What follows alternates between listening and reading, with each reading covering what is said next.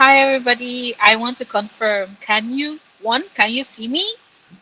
Two, can you hear me? Just want to confirm that those two things are like right. Can you see me? Can you hear me? Please let me know in the comments.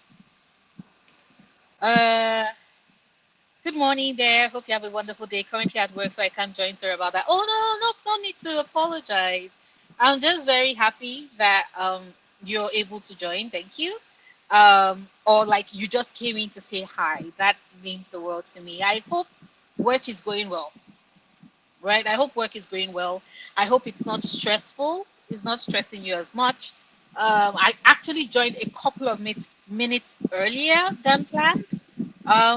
Let me just mention in the. I just want to do the community post because I can only be on for say an hour. Um, I need to. I still have some work I'm doing. Hold up. Let me mention it now. Okay. And we're live. Okay. Uh, Let me see. In real life. Hi, Dylan. Yeah, I'm happy. Thank you so much for answering that question. Happy to see that you can see and you can hear me. Okay, that is great. Because the last time I did, like the last two, three times I did my stream, I did it directly off of YouTube. I didn't do it via StreamYard. Because sometimes I hit my limit on my StreamYard because like with Patreon, we do weekly body read, so we do weekly live streams, just to catch up on life and everything else, read the book, talk about it, etc., etc. And so therefore, I don't know if you know this, but like the free version of StreamYard, because I can't afford the paid version yet. I need to make some YouTube money to be able to afford that. But the free version of StreamYard has, I think, a 5 hour a month limit or something weird like that. So sometimes I hit that limit very early. And I remember that the last couple of times I wanted to do live streams on YouTube, I wasn't able to do that um, because of the fact that what's the word I'm looking for? I'd hit my limit, so I just had to do like I had to go to YouTube direct. I couldn't use Streamyard, but I'm happy that once again Streamyard confirming that yes, girl, you need Streamyard in your life. Everything sound is good, visual is good, everything is happy. We love it. But hi Dylan, how are you doing? I really, really loved like the perspective you brought about the Harmonico Bell video, um, because even after we talked about it in the comments, I still was thinking about like your words when I went to bed, because like mentioned in that video, I was looking at it more of there might be hi night, hey night, welcome, welcome, welcome, welcome, welcome. Dylan, I was thinking like like I mentioned in that video that and in the comment, I was looking at it more like, oh, it's possible that everything that happened is to just basically show that by season three there will be three teams or three factions, and our characters will find themselves naturally split. Those that belong wholly to Care, those that are more for the Egans, and then those like Devon and Mark Scout, Outie Mark, that are more concerned about taking down Lumon and taking down Egans.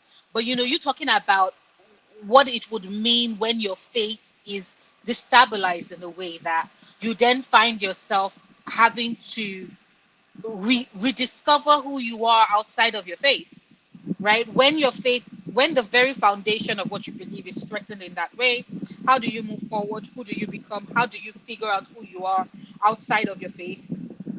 So excuse me. And like that was just a very fascinating topic. That was a very fast. I loved that perspective. I really love that perspective. Monique Bell is one of my favorite characters from Severance. I am really eager to see exactly how her story would continue in season three. Fingers crossed that they bring by Patricia Arquette. Um, especially if we follow through and this is spoiler warning for those that have not seen Severance season 2 finale. um I would have my hands up like this whilst I talk about the spoilery bits, and then when I drop my hand back down, then you know that I'm done talking about this season 2 finale, and you can come back on. This is of course if it is that you plan on watching Severance and you don't want to be spoiled by the way in which it ended.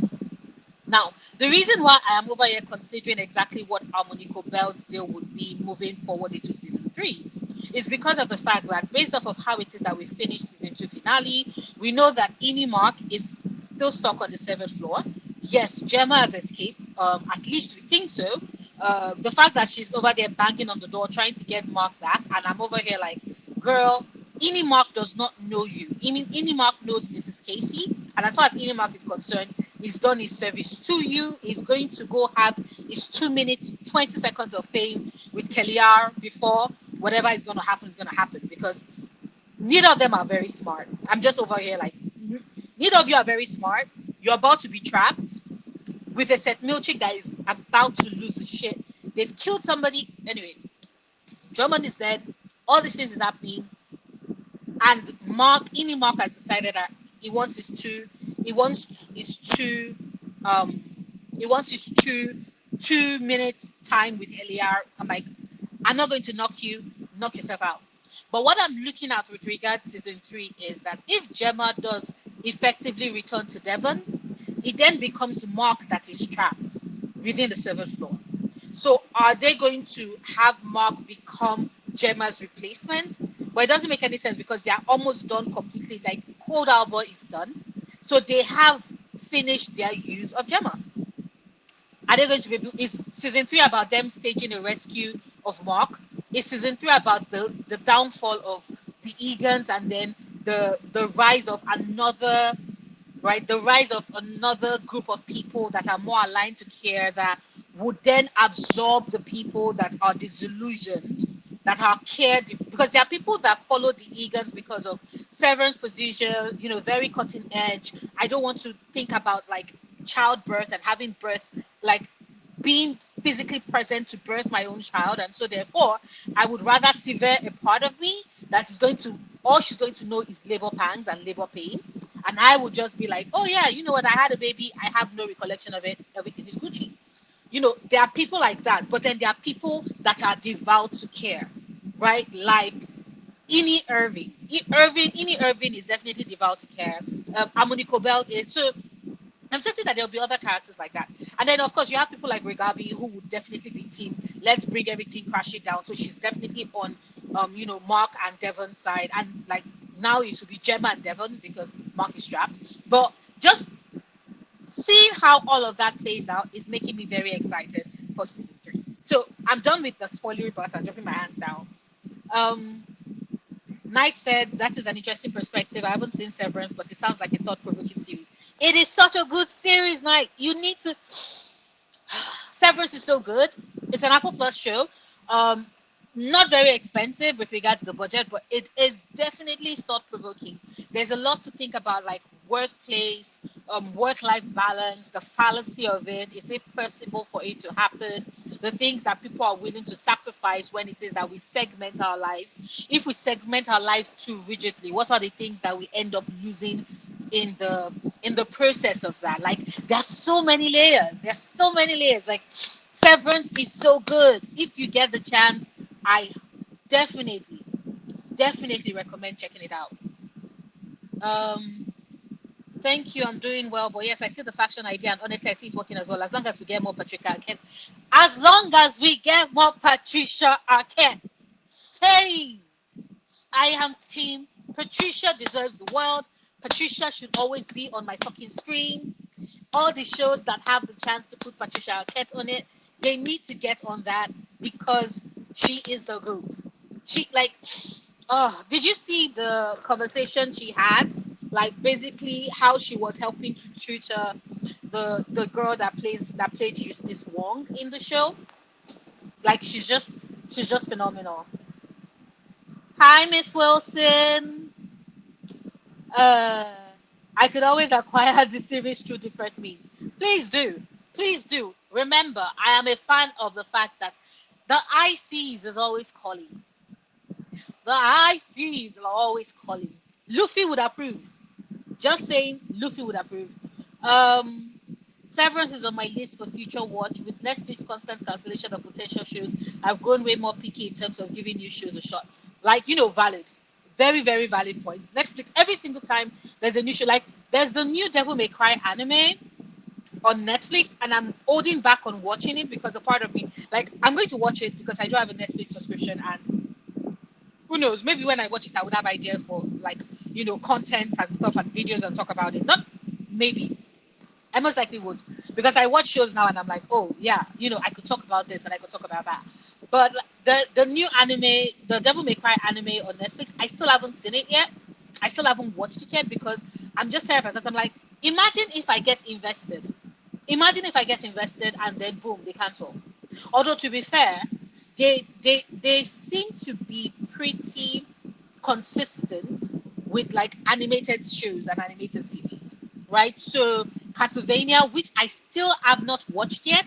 I'm so sorry, yo. That is why I've not done any videos on it. I still have not watched Castlevania yet. But like with Castlevania and then Castlevania Nocturne, those are shows that they did renew multiple seasons of. I know that the reason why they did not renew Cyberpunk Edge Runners was because they wanted to tell a cohesive story in one season, and they were able to succeed with doing that. It's the same reason why they did not, renew the Dragon Age anime either, because of the fact, or the animation actually, because of the fact that they did want to tell a complete story, and they felt like they did. um Speaking of Dragon Age, Knight, how are you? Like, have you replayed Veilguard since you finished it? That is a scary thought. It sucks that some great shows just get cancelled. Yes, yes. Like, I remember, was last week I made a video. I was making a video last week and I remembered Almost Human, and I'm like, Fox canceled that show after a season. That was a great, like, the potential that Almost Human had, and they cancelled it after one season. They didn't even give it a chance, and that was even what Almost Human was, what, maybe like 8 years ago. And it just feels like society is regressing. And I was having this conversation with somebody in the comments of that same, like, the video where I was like, what to do when the things you love are getting cancelled. And they were like, it's so annoying because it just feels like society is just regressing with regards the kind of content that is made, because everybody is terrified of making content now for fear of what if it's cancelled and all of that. And I'm like, yeah, now people are terrified about um okay, what new, like, they are not, nobody's doing anything experimental or edgy. Like, Severance is experimental, and you can tell that the reason why is also because it's Ben Stiller. Ben Stiller does have some cred, and also it's Apple Plus. Apple Plus has been pretty consistent with, they're very selective about what shows they end up putting on the platform. Actually, what I need to do is start saving money so that I can, like, eventually get a year subscription on Apple Plus, because I do like their shows a lot, and their shows do not get cancelled. Their shows, they actually see it all the way through. Like Ted Lasso, for example, like they tell a complete story and they stick with it until the very end. Um, uh, DFC fanfic. I'm still reading Dead Boy Detective fanfics and fanfic, still crying about it. Like, for real, for Netflix is trash. Netflix, for what they did, trash. Dead Boy Detectives, what we could have had, what we could, the put fucking Netflix, and then they wonder why people are not subscribing, why people are canceling their subscriptions, and then they still have the audacity to be all like, "Oh, you are not allowed to share your password with other people." I'm over here like, "Fuck you all. What do you mean? I will share my password with any damn body I please because you all are trash." Netflix has just been vile. They've just been vile, and they are very, very irritating. And if any of them is watching my stream, I doubt if they are. But if they are, Netflix, like, stop canceling good stuff. Stop canceling good stuff, not the stuff we want. Like, what the hell is wrong with you? But no, if it is reality fucking TV, they can give us like 25 seasons and 54 reiterations of it. But like just renew the shows that we actually enjoy. They refuse to do that shit. Fucking Netflix. Um uh don't want to fall again. You can, to be fair, I like for example now we have 2 seasons of Severance, and Apple TV does not like they don't drag things out like a lot of other studios do. By the time the finale of season 2 was airing, they already made the announcement that Severance season 3 is coming. Right now, we know Ben Stiller tends to take his time with the seasons. Right, there's like almost a 2-3 year break between season 1 and season 2, which fucking sucks. But we know they are getting a new season, and I'm looking forward to that. Knights. Okay, so this for those that are curious, this I asked Knight if is replayed Dragon Age Veilguard since he finished it. So I've replayed it, but I've been super busy. Literally at the last quest, just need to find the time. Yeah, it's the same with me. So what I did was I was replaying it and all of that, and I have different routes and different save files. I just finished, right? I just finished my second. I just officially finished my second run. Um, Darren, who is a Lucanus romancer, and is a shadow dragon. I just finished that second run on Saturday, and then I started a third run immediately. But I'm still at the start of it. I'm really taking my time. I have a feeling that it's probably going to take a long while. My third run, actually, so technically, what I started is a sixth run. My third run is Mena Ingovar. She's a Mon Watcher who is going to romance Tash. Now, I've already finished, I've already gotten past um, Weishaupt, the Siege of Weishaupt, in with that one, but I might just restart her all over again. Then my fourth rook is so my first rook was an elf. The second and third rooks were human. My fourth rook is a Kunari. She's a Grey Warden. I stopped just as we retrieved Solar's dagger at the ritual site. That's where I stopped. And then I started a fifth rook, and that's the one I want to follow through just because I am itching for Antivan Crow action. So she's an Antivan Crow. So that's basically how I'm doing it. But I totally get being busy and needing to find the time because it is a game that takes a lot, and you do need that time for it. Um, yeah, content really is regressing. I honestly wish that there was a way in which See, which is the thing about fucking Elon Musk rats. I'm sorry, I'm about to go on a fucking Elon Musk rant. I dream of having enough money, of like having millions in my account, just so that like here is what I want to do when I have millions in my account. Should I have millions in my account? I want to be able to like go to artists and be like, what is one art you want to do, but you're terrified that one, it might not make any money, and two, people might not like it, but hey, if you pitch it to me and I enjoy it, I'm going to like fund it anyway because you need to get your art out there, like movies, games, books, shows. I want to be able to do all of that.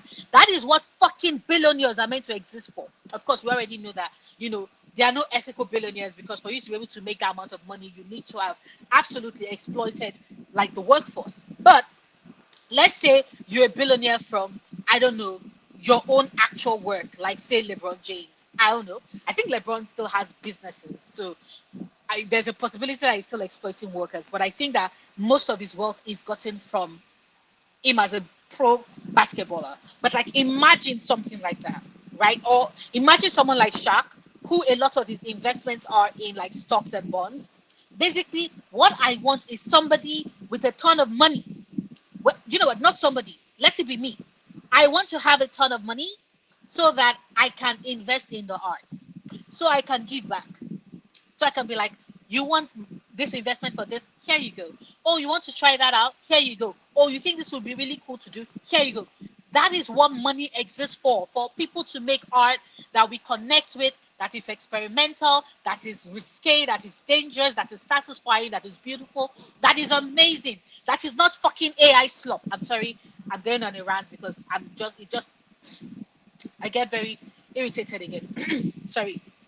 Dylan says, after Shadow and Bone, I refuse to watch any Netflix fantasy show until after it's been cancelled. Other genres don't seem to be as affected. Yes, honestly, hard agree. I don't know why I suspected it, but when season two dropped, something was just telling me that they're not going to renew it. They are going to cancel the show. And when my fears were confirmed, I was so upset. Netflix is trash. Like, why take on something? And it's not as if the story cannot be. All we needed was maybe like 2 more seasons. In 2 more seasons, they would have effectively finished the story. Did they do it? No. Fuck Netflix. Honestly, hard agree. I have been side eyeing them since Shannara Chronicles because they did that dirty and there was like a 6 year gap between like seasons one and two. And I'm like, who is going to remember? Who is going to remember Netflix? Fuck them. For real. Fuck them.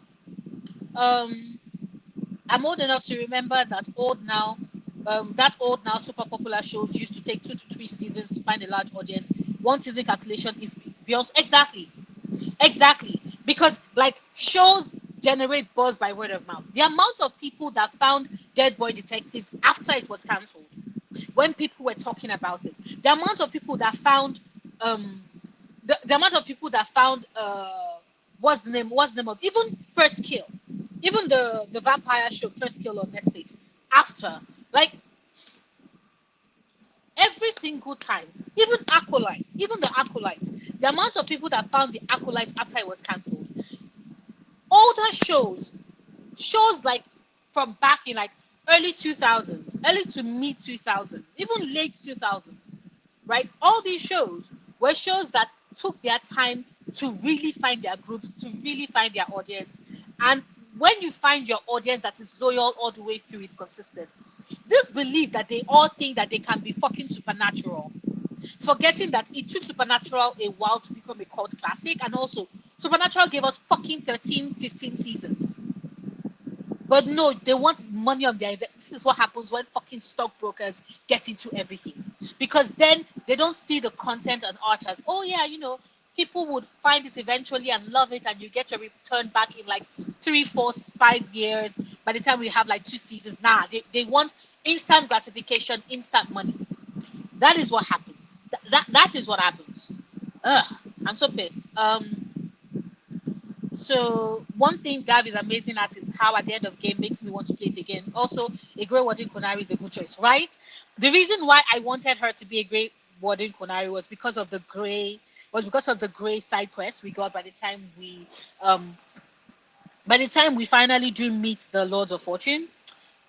Because of the fact that I was like, that would be so cool, especially if there is like extra dialogue about the first Konari warden, who is called Gray. That would be very interesting. But yes, I agree. That really does make you want to jump right back in the minute it is that you're done with you're all caught up with you're finished you're finished your playthrough, and you want to start another one immediately. Also love your glasses. Thank you. Hee. Thank you, thank you, thank you, thank you, thank you, thank you, thank you, thank you, thank you, thank you. I get a ton every time my prescription changes, and I change my prescription every couple of years. But every time it changes, I get a new set because I am a very clumsy person. I'm a very clumsy person, and it's not uncommon to find that like stuff my glasses is broken. Maybe I sleep on it, I lie on it, I sit on it, I step on it. It happens a lot. So far, of all the ones I've gotten, one has broken, but the others are still good. One of them is on shaky ground. That's the yellow one that I really like to wear a lot. She's on shaky ground, so I'm hoping that she hangs in there. But yeah, thank you very much. If I had half the wealth of Elon Musk, I would be incredible. I would incredibly do nothing and fun stuff. I would be what nobles were exactly like you. It's the noble thing to do. Help fund people's art. Like you have all that money. What have you done with it? Being an absolute garbage piece of shit on the internet that when it is that you want to stream video games, people are coming on to call you a pedophile, a rapist, and a piece of shit. People are coming on your live streams to be like, you are not going to have any friends. You're going to die alone. You're lonely. You're a piece of shit garbage. Like, imagine having all that money and being that piece of shit garbage shit man. Um, for several years, I had similar thoughts of potentially paying a fanfic author to finish my favorite fanfics from her that she had long abandoned. But after a lot of years, she decided to return. Oh, I am so happy for you. That, like, when I get an update, a fanfic update from someone that has not updated in a while, I am always in tears. I'm so happy. There's a fanfic writer that I follow who was always posting like a chapter a month, and then end of last year, December last year, she gave us like a full on detailed author's note and mentioned that she was taking a year's break so that she could write some of the chapters in advance, like, right, and so we wouldn't see her until December this year. I was like, thank you for giving me the heads up, girl, like, get all the rest you need. But a part of me was crying because I'm like, damn, no new updates, no new updates. But you know what, I really understood. I really understood it. Like, when you have a fanfic writer that whose work you enjoy, update work, spectacular. Um, totally agree with you. Thank you. I'm happy that you did.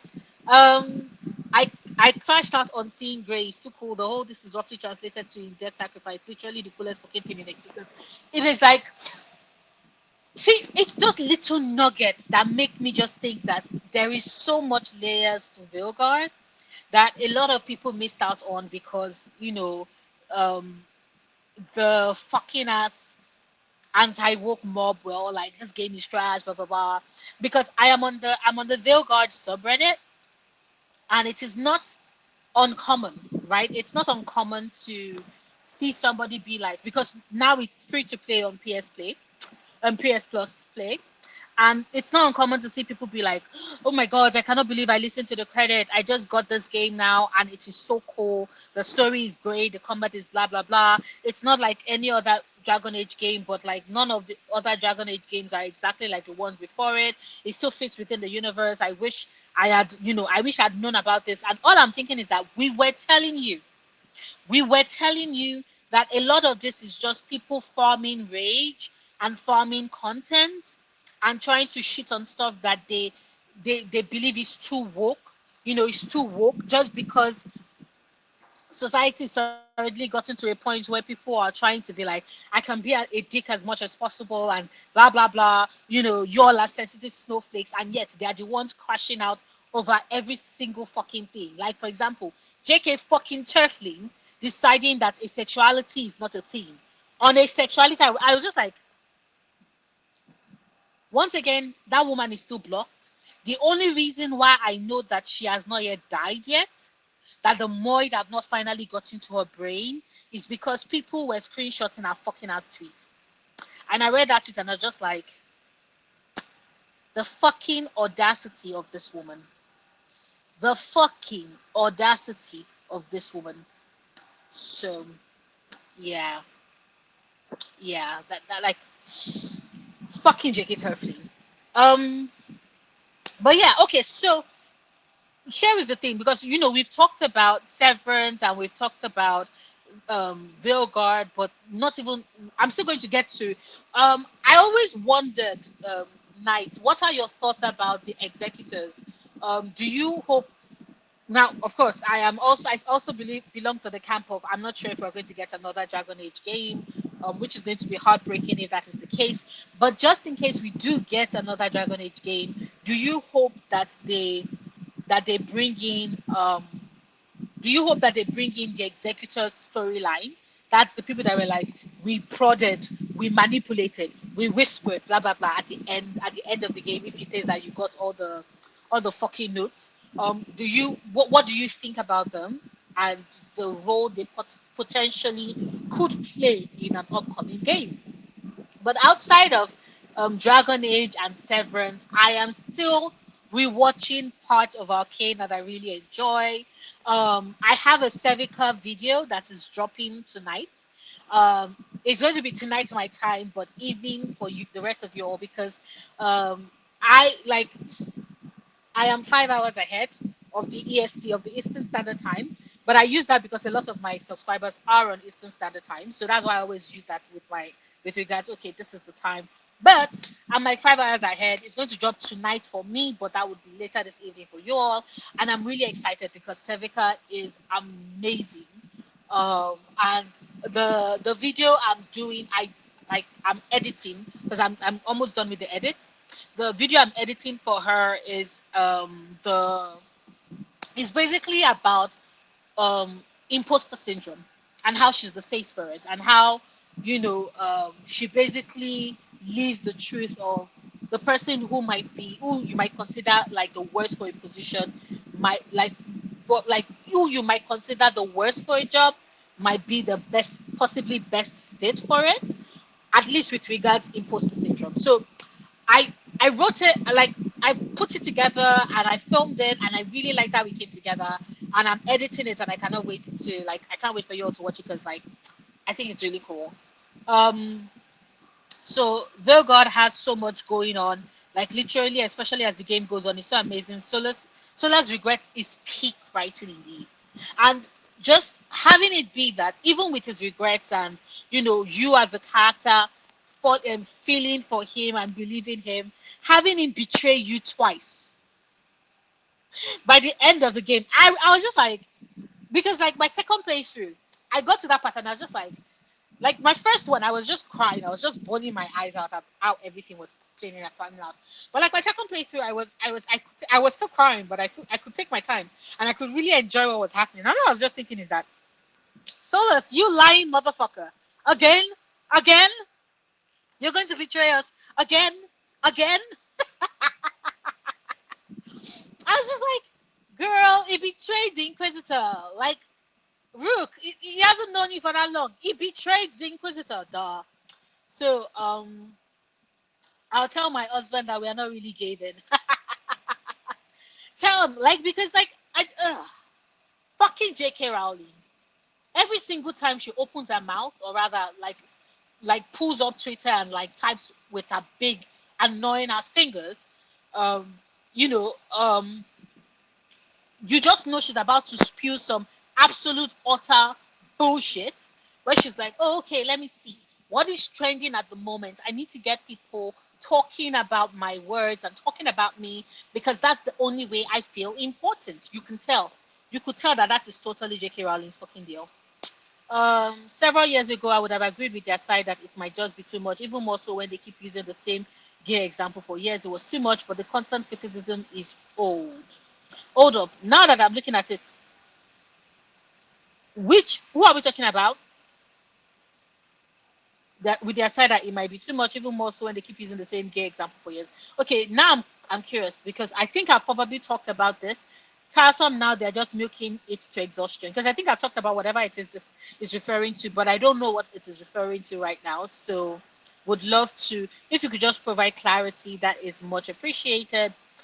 For me, the executors are cool and I would like to see it, but I think we should finish plot lines still existing before moving to the executors. I will write more, but this format is limiting. Hard agree. Hard agree. I definitely think that, like you said, resolving the writing, like bringing everything to a suitable conclusion across board is more pressing at the moment, especially for the future of Dragon Age, as opposed to just bumping into like jumping straight into yet another world ending absolute villain that is just totally coming out of left field. I would love if you could, make a video on it, maybe do a live stream, and I would just love to hear your thoughts about that as much. So it will be really great. I was also so sad at the end. I love how you can beat Solar at his own game. It's too good. It is. It is. It is. Like every damn time I remember, I just get all upset again. I just get all upset again because I'm like, 1 minute is like, I'm sorry, Rook, I will never betray you. And then the next minute is like, I'm sorry, Rook, I betrayed you. But I'm doing it for the good of society. I'm like, boy, why are you like this? Solus, why are you like this? So yes, hard agree on that. Um, I'm interested in exploring the executor storyline for Dav. it's fascinating to me and deep into the already deep lore. I feel validated to hear that people who are playing it and loving it. Yes, like if you're on the Veil God Reddit subreddit, there are people that actively are like, oh, like, and they are liking it for different things, right? For the story, for the character creation, for the combat, right? For some of the lore reviews, especially for those that, you know, love other races outside of the elves. Because I do think that a lot of people have turned Dragon Age into Elf Age, like Elven Age, if that makes any sense, whereby their focus is on like Elven lore. And so if it is that they do not get Elven lore, they're like, oh my God, this they don't do anything lore wise. And I'm like, we learned so much about the fucking Titans. We got understanding about the dwarves. There is a fucking Grey Warden Kunari. Like there's so many layers to how the Unharmed are like exploring their lives, right? And like I'm over here and I'm like, what are you saying? What are you doing? Unless it is that you're an absolute elven supremacist, there are other law because there are other races who should also get that like their day in the sun. So there are so many people that are talking about it with different things that they really enjoyed the game for doing, and it just every time I see one of those posts, it makes me happy, but also breaks my heart slightly because I'm like, if it was that they had not listened to the naysayers and had actually bought the game, it really would have helped with the sale, and we could like be on more solid footing with regards a hope for a next Dragon Age game. Now, right now, we are just wondering to see what EA is going to do because fuck EA always. Um, so Hi, Victor. Welcome, welcome, welcome, welcome. I'm not late. What are we? I hope I'm not late. What are we discussing? No, you're not late. I still have another 30 minutes and then I would wrap things up because, like I said, I was only going to do this for an hour. I need to like eat and just rest and stuff. But so far, we have talked about Severance. We've touched about some theories about what we hope might happen in Severance season 3. I have a fairly recent video, yesterday's video to be precise, where I talked about if Harmony Cobell was a fanatic or savior. And Dylan, in the comments in that video, we basically had a conversation whereby we both agreed that she is both savior and fanatic. And I came from the perspective of the things that happened with Harmony Cobell at the season finale, which is just basically a case of her faith shifting, and then it's then a case of potentially for season 3 we might be entering like 3 camps whereby like people would be split along 3 camps. There's the Devon, Mark, Gemma camp, which is take down Lumon, tear all of these things down, this is bullshit. There is the Egans and those that support the Egans and what the Egans are doing with Severance and all of that, like specifically what the groundbreaking research of Lumen, blah blah blah. There are those like that, and then there are those who are actively followers and supporters of Kier, for example, Harmony Gobel. And I was like, we might find like 3 separate camps being created in season 3. Dylan was of the opinion that it's possible that instead it might be less of a camp and more Harmony instead, you know, having to find out who she is outside of faith. Because her faith is all that she's known, is all that she's been all this while. And now she gets to, you know, now she gets to figure out who she is outside of that. And it would be a very interesting state of affairs with regards to how that plays out. So that was with regards Severance. We also talked a bit. I talked a bit about Arcane. I mentioned that today's video is going to be about Sevica, and I'm looking at like the imposter syndrome and how Sevica is a good representation of that, right? So that would be very cool to see. It will be dropping in like a couple of hours from now. I said it's going to drop later tonight. But for those that are on the EST, like Eastern Standard Time, it's probably going to be later in the evening for you all because I am 5 hours ahead of you all. So that's basically it, I think. Oh no, sorry. I said that was basically it. That is not basically it. Oopsie. I also spoke about what's call it. I also spoke about Dragon Age of Veil God. We talked about the executors, right? We talked about the executors and our expectations for the executors, and um, would we rather see Dragon Age moving forward, especially should we get another game? Should the focus be on the executors, or should the focus instead be on resolving like the hanging storylines and seeing them all the way through? And then I also mentioned the fact that if you go on the Veil God subreddit, there are people on the subreddit right now who are talking about how they've been able to finally get to play Veil God thanks to the fact that it's now basically free to play on PS Plus. And they are now saying that, oh, they wish they hadn't listened to a lot of the naysayers, because all them critics on YouTube, we know that they're not critics, but they're critics on YouTube, like all the things that those ones were saying about the game turned out to be not so accurate, because they're having a blast, as a great game, etc., etc. And I was over here talking about how it's just very sad that it took, like, I wish it was that they had come to that realization earlier, because if they had, then they might have actually purchased the game, given the game a shot, purchased it, and that would have added to the numbers and would have definitely boosted sales, and we will not presently be in the situation that we're in right now, where we are not sure if it is that we're going to get, a new game in the franchise, or if things are now down the gutter and absolutely not worth it anymore, because fucking EA wanted to make gazillion dollars and they did not get a chance to do so. So that's basically what you made so far. Um, Knight said, I do have a video plan for potential Dragon Age games, and one video I have is about the Red Templars. I cannot wait. If you're like love Dragon Age and like gaming content and like conversations about that, I definitely highly recommend Knight's channel. I'm subscribed. Like, you can see me on some of his old videos. We like doing like long extended comments. It's so much, like, such great content. Such great content. Um I'm talking about people, especially YouTubers that critique films. At some point, I was more open to hear their POV with one video, but 10,000 videos with the same thoughts, I'm just tired to hear. Oh, yeah. I feel you on that. I feel you on that. Like, that can be very draining. I sincerely hope that that's why I'm always hoping that my content still is able to, bring new perspective, entertain, also like show like where my thoughts are going with regards to stuff I'm watching and all of that. But I get how it can feel very exhausting. I get how it can feel very exhausting and same old, same old. Um, but anyways, I'm gonna have to go. Might pop in if I can. Thank you for the stream. Oh, thank you, Night. Thank you. Bye. I'm going to be on for like another 16, 17, 20 minutes, and then I will be wrapping up the stream so that I can get dinner, so I can finish editing my Civica video, so that I can have it uploaded, and so that I can go live. So you can go live in time. So yeah, there is that. There is that. That's the plan.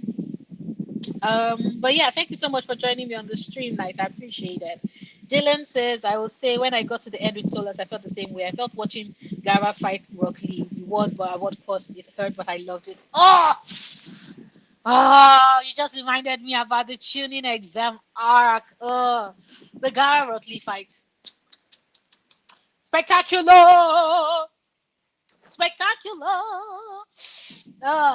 If interestingly enough, I like to watch the tuning fight, right? I like to watch the tuning arc fight, and then immediately go to the start of Shippuden, when Gara is kidnapped by the Akatsuki with Deidara, and like, it's basically part of the forces that they fought against in the tuning arc, running, racing against time to find him and rescue him and bring him back home. And just having it come full circle for me by watching them in parallel, I'm always like, my heart, Naruto. Oh.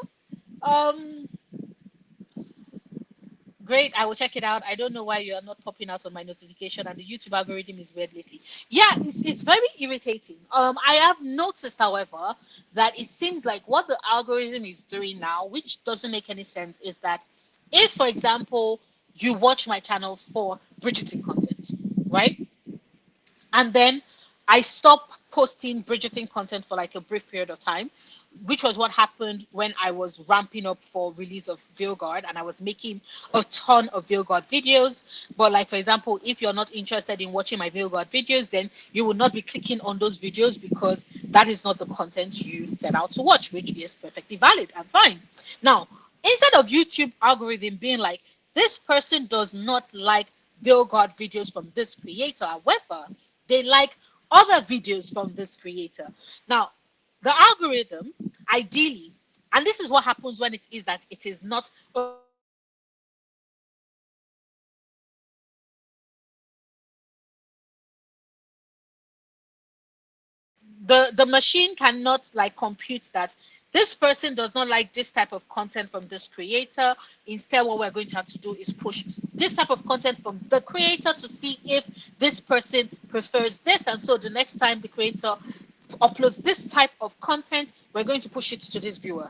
It doesn't do that. Instead, the algorithm is like, Victor is no longer interested. Sorry, Victor is no longer interested in Noria's content, and so the algorithm just does not promote my content at all to like my old subscribers. It is so stupid.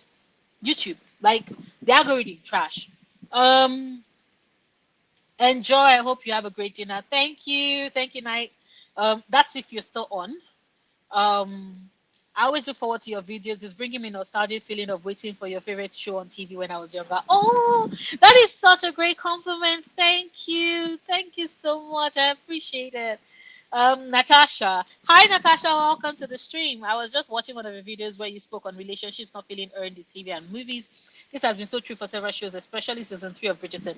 Exactly. And, interestingly enough, even there are lots of things that Bridgerton refuses to feel like give a position like it's earned on the show. Like I still intend to make. I even have it.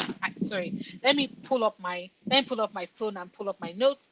I have it written somewhere. There's a note. Hold up, give me a second. I have it written somewhere. Yes, I have it here. Bridgerton is averse to conflict and real consequences. That's not going to be the title, of course, but that's basically the sphere of what I'm going to talk about in the show, about the show, because like it feels like even punishments, like crime and punishment is not earned. It's not explored in details on the show because because they are so focused on it being a romance show, and because they are so focused on packing it with so many subplots to justify their extra large cast, because they cannot just have them sitting in the background. They need them doing something that is going to push their own stories forward to justify, bringing them back. For example, Polly Walker. I, for example, am a big fan of Portia Featherington, as I'm certain that if you watch my Bridgerton channel, you're aware of. I love her to bits. And so I am always a fan of Polly Walker getting more screen time. Give her all the plot points and all the stories. But I am also aware that because of all the running plot points that they have with Bridgerton, it just means that so many things are always rushed and do not feel earned. Whether it has to do with the relationship, whether it has to do with the intimacy, whether it has to do with the believability of the relationships, or whether it has to do with the punishment that Bridgerton shares with regards certain characters' actions, and how the ton and people around will deal with it. Like it doesn't, it makes no sense as far as the show is concerned, and every single time it baffles me. Every single time it baffles me. I just sit down and I'm just like, what on earth, Bridgerton? Why are you doing this? But that is what I'm hoping. Like that is what I'm hoping is done better come season 4. I paused because I was like, I almost said season 8, and I'm like, we've not gotten to season 8 yet. That's what I'm hoping we get to season 4, right? Because the layers to Benedict and Sophie's relationship from the books, they have the risk of messing it up so badly. Because confession, A Gentleman's Offer is not my favorite of the Bridgerton books, and it is because of Benedict's actions, right? Because I was sympathetic towards Sophie, and I felt like Benedict throughout the book did not leave her any opportunities or chances for her to make her own decisions and take her own stands, which I also understand, because to him, he felt like if he had allowed room for that, she would not have let him in. She would not have chosen him.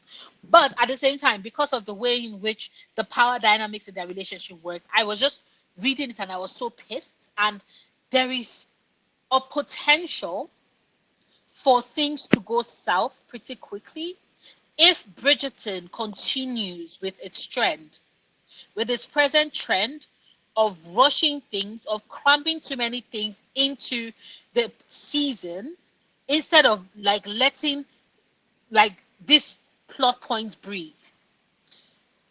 I do not mind if, instead of like having it be 70% focused on the main romance, the main Bridgerton romance for the season, and then 30% being focused on subplots. But what Bridgerton season 3 showed was that they wanted to do a 60-40 split. And it was not a 60% split in favor of Pauline. It was Pauline getting 40% in their own season and then everybody else getting 60%, which was very upsetting and which I also think affected that romance. And so I'm looking at season 4, the potential for season 4, and I am terrified and very worried. I'm terrified and very worried. I sincerely hope that I sincerely hope that the show is able to balance things out. I hope that a lot of the complaints that fans gave and the analysis and the conversations and the discussions we've had so far, I hope that the showrunners are listening. I hope Jess is listening. I hope the writers are listening because like nah, nobody should be treating my girl Sophie anyhow in her season. We've been waiting for Benedict for like forever. They know he's a fan fave, and I worry that there's a risk that because they know he's loved by a lot of the fans, they might just be like, well, we don't need to actively do much for him because he's already liked. That is what I worry about because Benedict Bridgerton also deserves to have his own story. And even though we've seen a lot of his fears with regards to his art, the the part of the main fear for him from the books is the worry that he would not be able to leave something of himself, make something art. Like so he's worried about his art, yes, but he's worried about his art in the thought that he wants his art to be permanent. He wants some sense of permanence from his art in a way that he feels would outlive him should he die young. Because he, like Anthony, are understandably because they are closest in age and so we're closest to adulthood. When Edmund passed, he, like Anthony, is terrified of dying young. Whereas Anthony's fear is about, if I marry, then the woman I love is going to be utterly shattered the way my mother was. Benedict's worry is that if I die young, then what would remain of me? What would people remember me with? What would people remember me by? And it's just that needs to be fully explored. He needs his full season. Like Bridgerton, Bridget, Netflix, Shondaland, you all need to come correct. And like, we have to wait until next year. So a part of me is terrified of what could be, and I'm just hoping. I'm hoping that, you know, like I said, all the complaints and everything that they're listening and they're taking this feedback into the drawing room and are coming up with something better. Because if not, I am going to be pissed. Victor said very weird because yes, I mostly look at your House of the Dragon and Bridgerton and anime content, and I'll watch anything you post because you're a very good storyteller. You're great at catching the attention of the audience. Oh, thank you so much. I don't even know what honestly like if it is that you do watch like the variety of my content, and I don't know why. I don't know why Netflix is. I say Netflix. YouTube is not pushing it. Like the algorithm is just weird. The algorithm is just weird at this point. It even confuses me. I am subscribed to like almost 600 channels, and I kid you not, I think like I'm only seeing like 10 videos from 10 channels. Like sorry, I said 10 videos. I'm only seeing like 10 channels out of like the almost 600 channels I'm subscribed to. I do not know what is wrong with it. I do not know what is wrong. Sometimes I would watch a video from a channel and be like, oh, this is really good. This is a great video. Let me subscribe to the channel. And would you look at it? I'm already subscribed. And I'm like, YouTube, why are you not showing me content from this creator? Like, they're so weird. They're so weird. Book Sophie deserved better. I will die mad. I want the show to fix Benedict, but I'm so weird at this point. Book Sophie deserved the world. I remember reading the book and I was like, Benedict, if I catch you in these streets, if I catch you in these very real streets, I am kicking your ass on behalf of Sophie. Like, oh God, the thing that entitled man put her through. Like, my God deserve better. My God deserve better. I just sincerely, I'm like you. I am like you. I'm wary. The Netflix has not filled me with enough confidence. Although technically I can't even blame Netflix. It's more Shondaland because they're the ones that are adapting the books. But I don't know who it is that insists that they must maintain an 8 episode, 9 episode format. Like, if you all need 12 episodes to tell a season completely with all the subplots you're running for, then give us 12 fucking episodes. Like, nobody's going to complain. I'm not going to complain. I'm going to watch it all. Like, what the hell? Netflix, fix it. Fix it. Um, Natasha says exactly. I'm so nervous for season 4 for that very reason. And then there's the factor of bio erasure. I hope the show can give the characters the stories they deserve. The fact that I was, on one hand, I was like, we know Benedict Bridgerton is bi, but like confirm it for us, show. And then they do it just before his season, just before his season, and I'm like, nobody's ever going to mention the fact that he's buying the show, are they? Like, unless it is that, the way in which what they're going to do. I am not looking forward to this, but there's a possibility that they are going to do what they did with Simon in his season, Anthony in his season, Colin in his season. There's only George that didn't do that because, like, the King of England cannot be seen going to go and visit whores. But, and I don't mean that derogatory. I mean, like, the ladies of the streets, the ladies of the night, all morning, because, like, I think all of them were like, we see them actively getting it on during the day.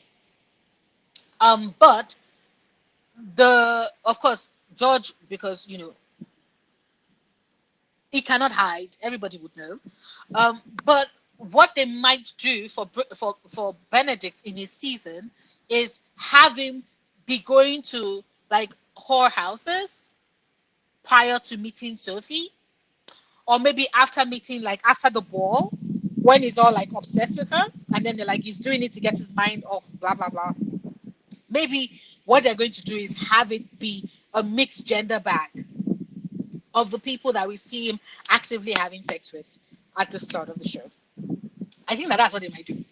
I don't trust Netflix to handle it with any level or semblance of grace or care. I do not trust them one bit. Not at all. I don't trust them. Um, Victor says, I'm scared for season 4 of Bridgerton. I feel like the show can't replicate the masterpiece that was Queen Charlotte. Yesterday was a tough time I watched it. Like, Queen Charlotte is so good. Oh, I still rewatch it like every other month, and I break down in tears because it is such, the acting, the writing, the story, and it is so compact. Queen Charlotte is the shortest of all the seasons. It's just 6 seasons, but the way it hits. Oh, Queen Charlotte was that show. Queen Charlotte is that. Queen Charlotte is that show. Queen Charlotte is that show. Ah,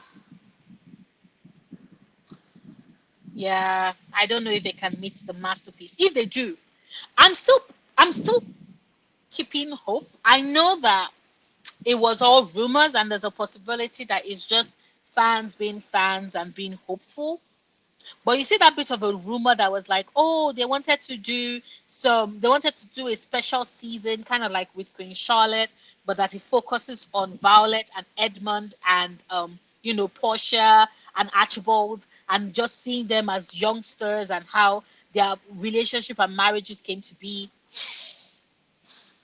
If we get that this year, because remember, with Queen Charlotte, we did not get any forewarning. They just dropped the season like that, and everybody was like, "Oh shit, we're on this like white on rice," right? If they do that, but with if they do that, but with Violet and Edmund and Portia and Archibald and even Aramita and a fucking ass piece of shit husband, I would be here because I am here for the mess. I want to see all the messy ass relationships. I want to see all the messy ass relationships. So I'm here. Except, of course, we know that Violet and Edmund would not be messy. They'll just be like, "I love you, I love you, I love you, I love you." So it's going to be interesting. Benedict heard who lives, who dies, who tells your story, and said yes. Yes. um, Showreel didn't do well with making the audience care for Benedict in previous sessions. Like, because people really vibed with Benedict in season one, and then they were like, okay, they're like, oh, his story is fleshing out properly in season two, and things are going great, blah, blah, blah.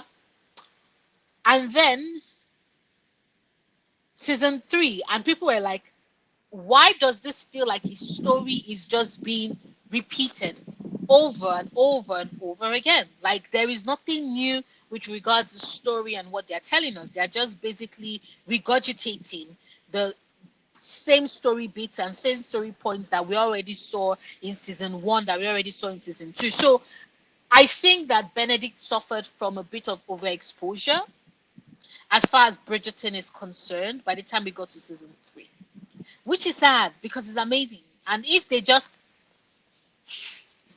had just paced things well, it wouldn't have been that bad. 6 seasons. I'm looking forward to them now. Same girl, like why I do this to myself. Honestly, I'll keep watching it for Queen Charlotte, and I hope to see her and the King more. Exactly. Honestly, if they can bring more of George, um, because they sometimes give him brief moments of lucidity in the other seasons, so it will be nice to see. Um, but yeah, I'm here for Queen Charlotte. I'm here for Lady Danbury. I'm here for Portia Federington. Every other person I can be like, okay, like young guns are all about getting love, and when they get love, they move them on to something else, other places in the world, so that they don't have to keep the actors on call and keep paying them all that money for like 2 seconds appearances that they might not need. I get that, but the core stable presence, right? I want to see consistently in as many seasons as they can give us, because I would be here seated and watching, is Portia Federington, Lady Danbury, and Queen Charlotte. And it's also because, Hollywood does that thing where, older women do not get cast at the same rate as older men. Because older men, they can always cast them as love interests to much younger female characters, but that really would not work for older. That really would not work for older women.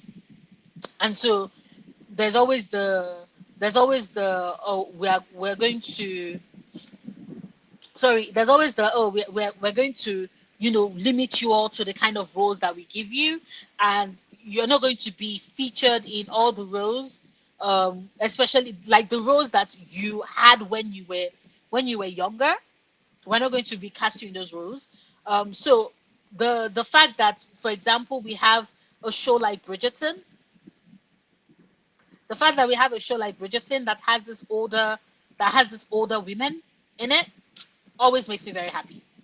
Always makes me very happy. So I am team even Violet, because now Violet is having like she's having a day. She's there's the opportunity for her to get with Lord, like Lady Danbury's brother. I'm over here and I'm like, girly girl, Violet, you need to have them garden watered properly. So I'm a fan of like the I'm a fan of the older women in the show, they keep me going on that. I would be here. So far as they keep me going on that, I would be here. I would be here always, always. Um, Violet and Edmund romance is great in books, and I would have high expectations, and it's tragic. Why are great stories tragic? What it shows us to us, are we masochists? Honestly, we might be. Why it is that the romance we are collectively looking forward to is the one where, we know that he's gonna die. Just like the one with Queen Charlotte. I remember watching Queen Charlotte and being like, when we saw what happened to George, we saw what happened to George in season one. He's going to lose his mind. And then you see that happening and you're just devastated and just, oh, the pain is so good though. The pain is so good though. Ah, I love it. I love it. Um, Thank you for your thoughtful insights. I enjoy hearing you talk about media, even if I don't watch your plate. Oh, thank you so much, Miss Wilson. I appreciate it. I really, really do. Thank you. Thank you. The reason why I'm able to make the content, even the videos that don't do well. For example, my severance video, I think it's almost 24 hours, and I don't think up to 100. It has up to 100 views. But the reason why I make those content and I make those videos is because, like, even if one person or two people or five people or 10 people or 100 people or 1,000 people or 10,000 or 100,000, so far as I have people who are watching and who appreciate what I have to say and are willing to talk about it with me and enjoy the shows with me and all of that, it always makes me very happy. So just thank you for watching, thank you for the support. It means the world to me. I am extremely grateful about that. um I'm not a masochist. I just know there would be a what if fanfic right around the corner. You know what? Fair. Fair. Ooh. Fair. The what if fanfic, the AU fanfic. Yes. Hard agree. Hard agree.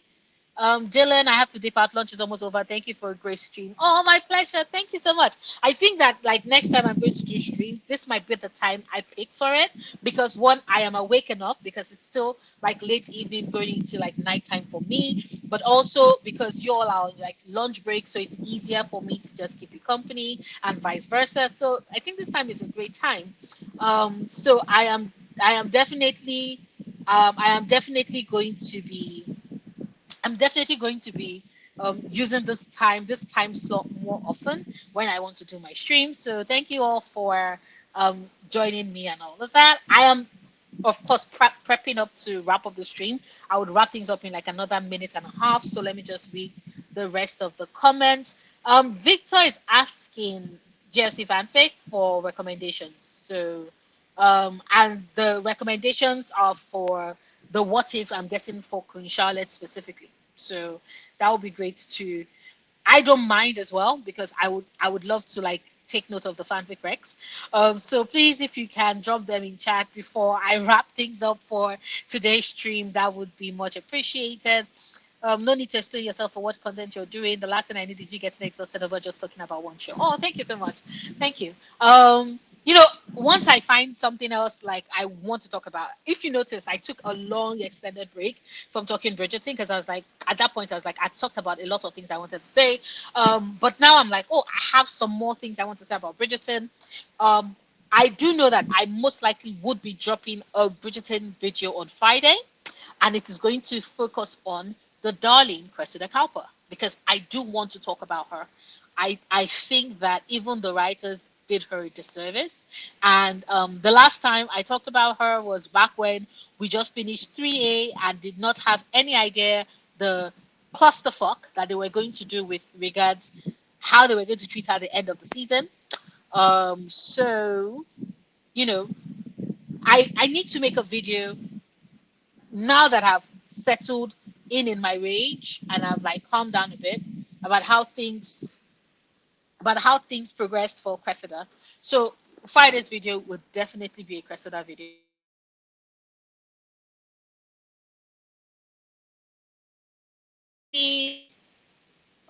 Okay.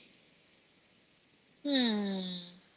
I think we're done with the comments, but I'm guessing that JFC fanfic is okay, exactly. Because I was guessing that you were still searching for the fanfic. So I'll share later as I can't search with my work pointing out I am entering the AO3 website, but I'll come back later with a couple. Okay, that is awesome. So what you can do, and I'm just putting this outside for Victor as well. So you can just like drop the link. You don't need to like copy and paste it onto like you can drop the link in the comments to this live stream. Like you can go into the comments and drop the link to the fanfic in the comments of this live stream, so we can come back later and check it out. But you don't need to like copy it word for word. You can just like do the old archive of our own dots, whatever, or you can just put the fanfic name and the author. So fanfic title, author, so that we can search for it on AO3 and read it when we have the time. But thank you. I am echoing Victor's words with thank you. So thank you so much, everybody, for coming along, for joining me on the stream. It's an hour, 11 minutes, which is not bad. I am going to go have dinner now. I'm going to finish the edit on Sevika's video. When it goes live, I am going to go to bed because today has been a long day and your girl has been awake since 4 a.m.